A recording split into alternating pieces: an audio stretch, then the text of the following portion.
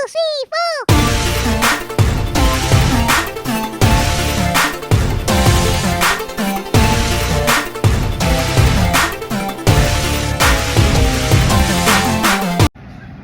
everybody, day 11 today, out on my second workout walk, roughly about 3 miles. Earlier today I did a snatch workout, an Olympic lift movement, if you're not familiar with it. Normally on a day like today, I would be thinking, right, and that's why keyword right there, thinking, that I don't have the strength that I normally have when I'm fed. Today, I surprised myself, and normally in training, because I'm in training for nationals,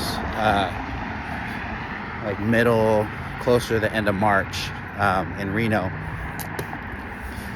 and normally fed, I do about 110 to 115 kilos, which is 245 to 260, right around there, in pounds. And today I killed 110, killed it like it was my job, you know what I mean? And so it made me think a few things, right? And I know that I thought the same thing when I was squatting the 170 the other day. Typically the thought process is you lack strength when you're not fed. People say it all the time. Oh, I'm not as strong, I haven't eaten, whatever. And I think when you think that, you do that, right? And I've been talking a lot about thinking, because when you're not eating, you do a lot of thinking, right? But I've really been kind of coming to this place of realizing just how much my thinking tries to dictate my reality.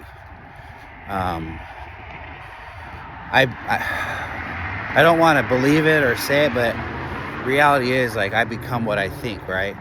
And I know that for so long we've always been like, oh, I think I'm a piece of shit, or I think I'm a piece of crap, so I'm gonna be one, right? And oh, I have no value, so I don't live like it. And but here, even in these days not being fed, I'm making movements that I wouldn't normally expect, and I'm enjoying it, right? I was feeling very hungry today, or at least I had the grumbles, and there were a different grumble inside of me that normally comes when I'm telling myself I'm not hungry. And I wanted to believe that I needed to eat. I wanted to believe it. At least that's what I was telling myself. Well, the body does amazing things, and the body disproved that theory. And once I hit that, I was so excited that I forgot about wanting to eat, you know? Not to say the grumbling went away, but the mental battle that I was dealing with went away, right? The thought, I need to, no longer existed. And there's a lot of traffic out here on these streets right now, and everybody wants to have a loud car. The mental thoughts that I need to eat went away. And so I will say sleep has been horrible. I haven't slept very well at all. I would assume it's the reduction of calories. Typically when I'm fasting and I experience, I wouldn't call it horrible sleep, but when I experience less sleep, it's because I'm so full of energy that I wake up after a couple hours of sleep. Here it's been kind of the opposite. I've had a hard time going to sleep and then feeling rejuvenated and rested when I wake up. almost like I want to go to sleep again, kind of the reverse of what I would normally experience. I mean, there's been a lot of experiences this time around that are different than normal. But part of it, I just want to say it's a battle, right?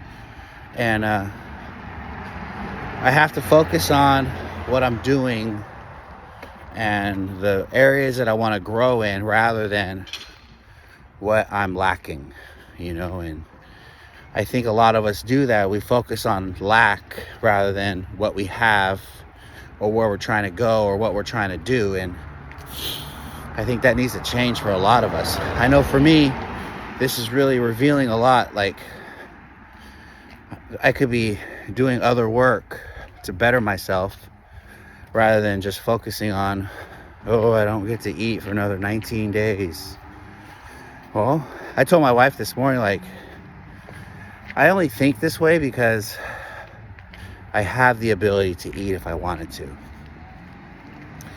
We're not poor, we're not broke, we're not a lot of these things that if we were, I wouldn't have that option. And then eating wouldn't even be a thought for me, right? Because where am I going to get food from? And so here, I wanted to just acknowledge that and then say, because, once we share the insanity that goes in our head and the revelations that we have, we can find some freedom from it. And I don't want to be trapped in options because I have the ability to do it. It's not okay. So we're going to continue. Like I said yesterday, I'm not going to die. I'm not going to die. So no matter how hungry I may be, right? I mean, I don't even care if my stomach starts eating itself. I could probably use some of that, right? My stomach eating itself. But it's good. And there's some other things that I like to talk about. Probably talk about it tomorrow. But I just want to be the best of me. And I hope that you guys want to be the best of you too, right? Like, how often do we stop doing things because we tell ourselves we can't do it? We're not tough enough. It's too hard. I'm not the right person. Whatever, right? Like all that other BS that goes through our minds. Well, it takes us learning the ability to tell ourselves to screw that thought and keep moving in the direction we need to go. And sometimes we fight our biggest addictions in doing that. And I ain't gonna lie to you, I'm highly addicted to some food. Good meat. Love it, right? But what's a little bit of deprivement in order to teach my body a lesson to come out the other side better, healthier, and more complete, But I just wanted to let you guys know, man, day 11's here.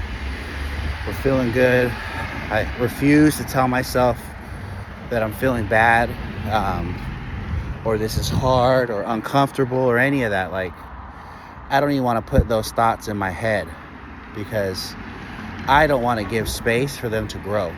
And I know that negativity is really easy to get caught in. It's way easier for us to complain than it is to give praise and to keep moving in the direction we need to go. So I never tell myself I'm having a bad day. Never tell myself today was hard. It's not. It's a good day. I'm glad to be alive because I get the opportunity to talk to you and worship my God by the way that I live my life. I hope you feel the same way. I just want to let you know that God loves you and so do I. Have a great day and God bless you.